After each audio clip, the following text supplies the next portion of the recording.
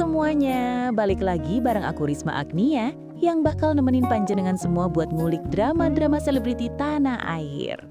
Dan kali ini gengs, astaga, ceritanya cukup bikin dada sesek, mata melotot dan pikiran berkecamuk. Sarwenda sakit-sakitan 10 tahun lalu dan Ruben Onsu ternyata pernah diminta milih istri atau anak. Loh, kok sampai se-ekstrim itu? Yowis, mari kita kupas satu-satu. Segmen 1, awal mula drama nama Wenda. Jadi gini gengs, kita mundur ke sekitar tahun 2014.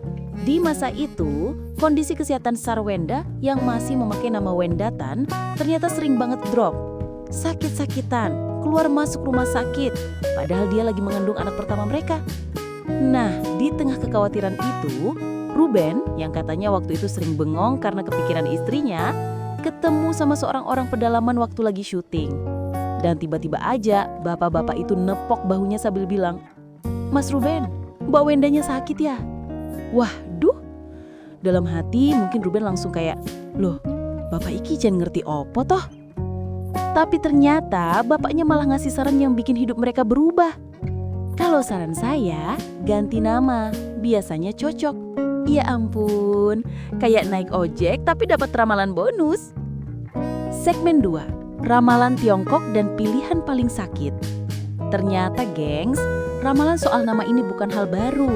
Ruben sendiri sudah pernah dengar dari perhitungan Tiongkok. Katanya, nama Ruben Onsu dan Wenda Tan itu ciong, alias nggak cocok, berlawanan, tabrakan energi. Dan apakah itu cuma mitos? Nyatanya setelah itu kondisi Sarwenda makin lemah, sering banget drop, berkali-kali masuk rumah sakit. Sampai pada titik dokter atau orang pinter atau entah siapa ngomong bahwa kalau anak itu lahir, Ruben bakal harus memilih. Mau selamatkan istri atau selamatkan anak?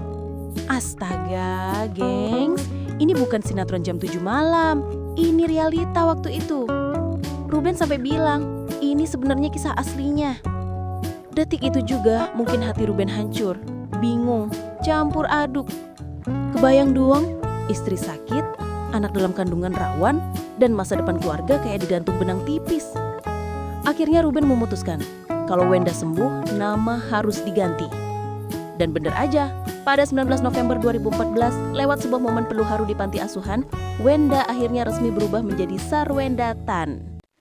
Perubahan nama ini dianggap sebagai doa, harapan baru, sekaligus usaha supaya energi mereka sejalan dan cobaan berkurang. Dan setelah itu, mereka dianugerahi 2 putri cantik. Nggak ada yang nyangka kalau perjalanan mereka bakal berakhir di perceraian. Tapi hidup kan memang nggak selalu seindah poster prewed, gengs. Segmen 4, pernikahan usai konflik mulai. Meski mereka resmi bercerai September 2024, awalnya semua tampak baik-baik saja. Nggak ada saling sindir, nggak ada drama. Tapi ya, itu cuma awal. Setahun kemudian mereka justru mulai terlihat bersih tegang. Apalagi setelah kejadian Ruben keberatan anak-anaknya dijadikan konten penggemar Sarwenda dan Giorgio Antonio. Ruben komentar, Sarwenda bales.